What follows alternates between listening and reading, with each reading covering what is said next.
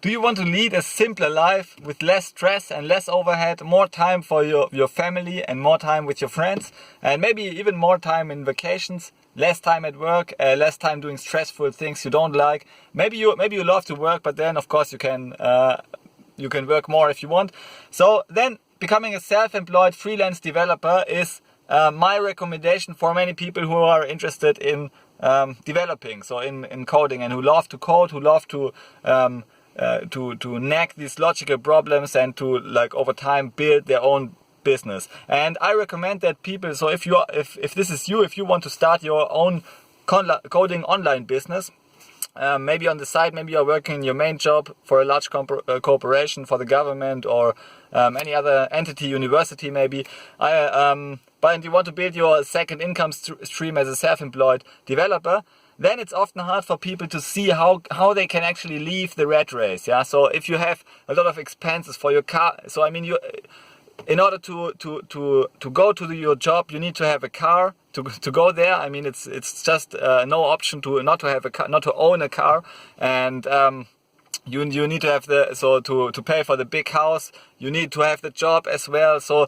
like the job and all your ownership actually incurs some future cost of your time. So I call this indentured time. So you cannot escape the rat race if you have too much ownership in your life. Ownership is consumption, and doing work and producing something is production. And always, I mean, if you earn more money, you produce more. If you spend more money, you consume more. And you always need to balance the two, obviously. So you can only consume as much as you produce in terms of money production into your life. And if you own stuff like cars, you need to spend more and more time working for these things. And that's why to me it was clear that I don't want to. So from very early on, I wanted to be independent.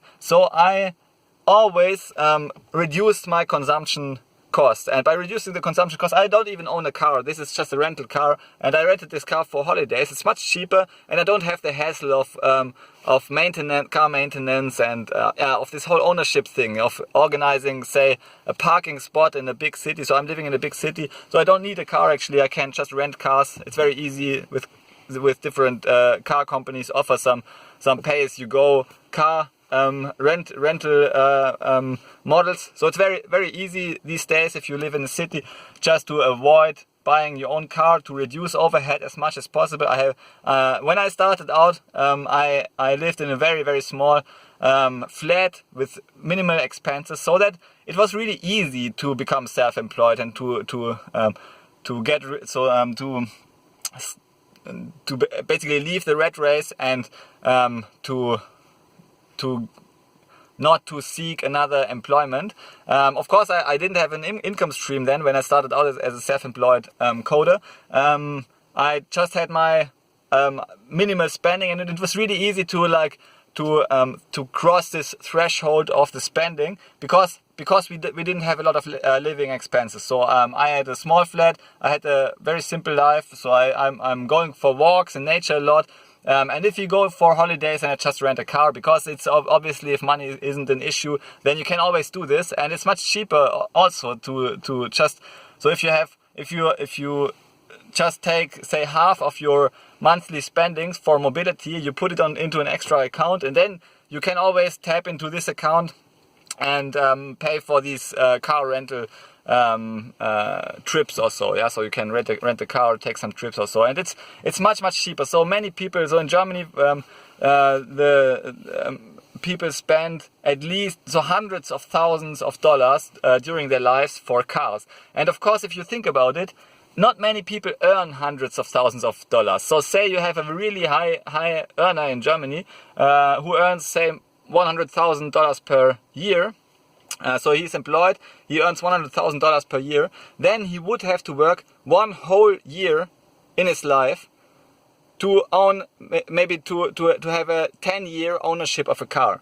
So this is really, I mean, the cost is like this. Over the lifetime, many people pay say $300,000 for cars and maintenance and gas and all this stuff that comes with cars. So cars are really expensive, and many people just work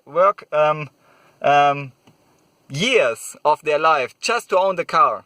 And they could even rent a car. It's just, I mean, a car is just a thing. So you can just rent a thing. You can even rent nice things if you want, but you don't need to own it. And if you don't own it, usually it's much less expensive. And this is not true, of course, if you have a job. So if you need to go, if you need to drive to your job day in, day out, so you need to. So then, if you would rent a car, then of course it would be very expensive. But if you don't have a job, if you work from home with your own coding business, say, it would be very. Actually, it would be. Unnecessary to even own the car, so you don't on a daily basis. You don't need to go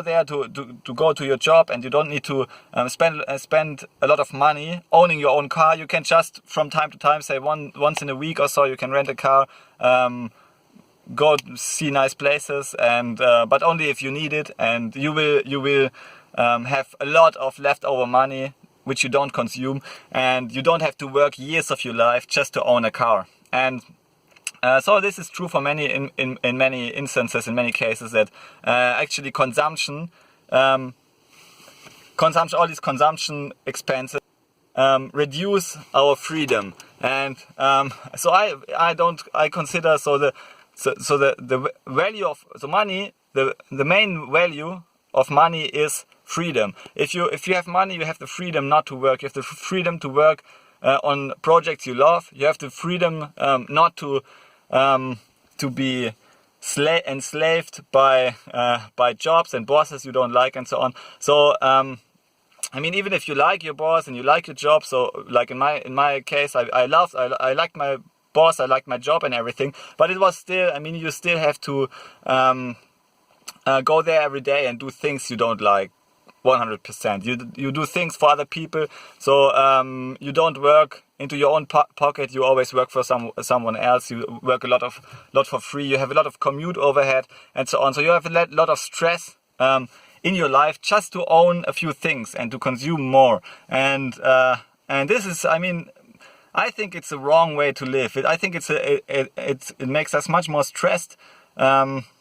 And it harms our health, and many people just have the wrong focus in life, which is to own things, to consume more, to spend more money. I think it should be more about production. Production makes you happier. So if you produce more, you live the simple life.